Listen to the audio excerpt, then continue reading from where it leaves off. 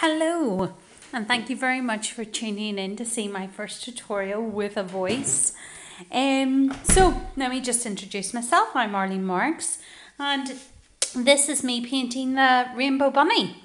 So as you can see, it's a little time lapse. So what I did was I videoed it first of drawing it out and painting it up, and I've edited it up, so I've taken away some of the drying time, let's say, and now I'm coming back over and recording it. That's in case anybody's interested in how I made this video, but let me get straight to it.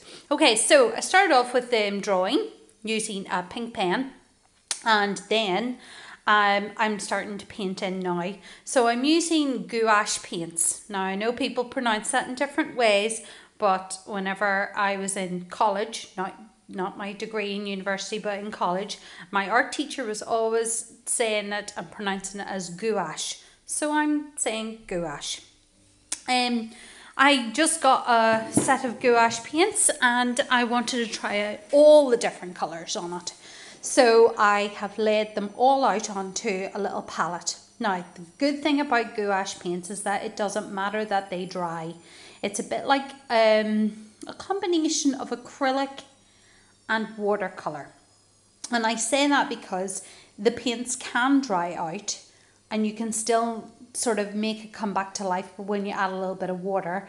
And it's also like acrylic because you get it like a milky consistency, and then you apply it and it's got a lot more pigment in it, so it can be a lot more brighter. So that's why it's like a little combination of both acrylic and watercolour. So I haven't really commented on my painting so far, so you may have noticed that I started off with the ears and just did a rough sketch to about the chest, and then I took into doing the painting.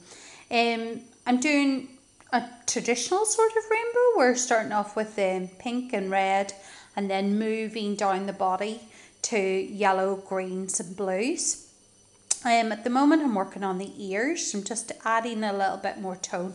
That's another thing I really like about this. You have watercolours where you can layer up really gently, and this is kind of like that as well. And I know the acrylics can do it too, but there's something really nice about working with this material. It blends really, really well, and depending on your brushes, you can have a really soft brush and make the blend really, really nice.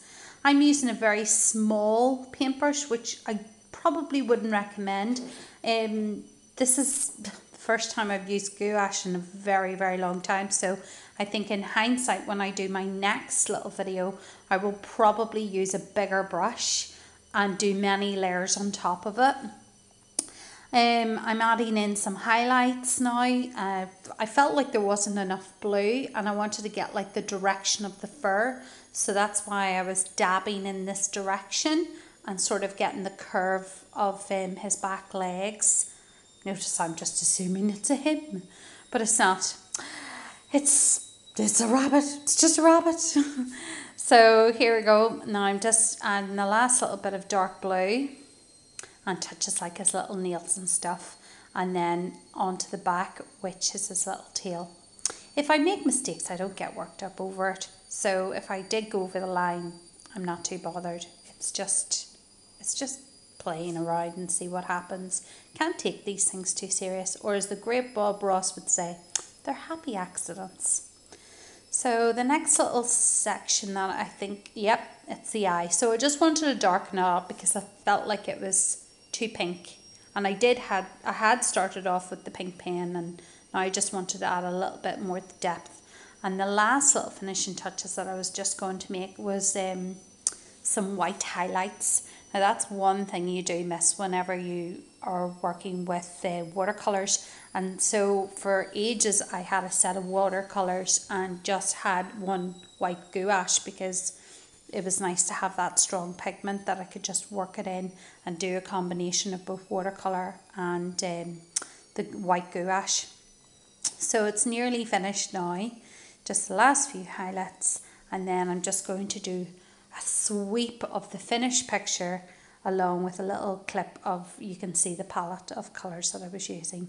So thanks for tuning in, and bye for now.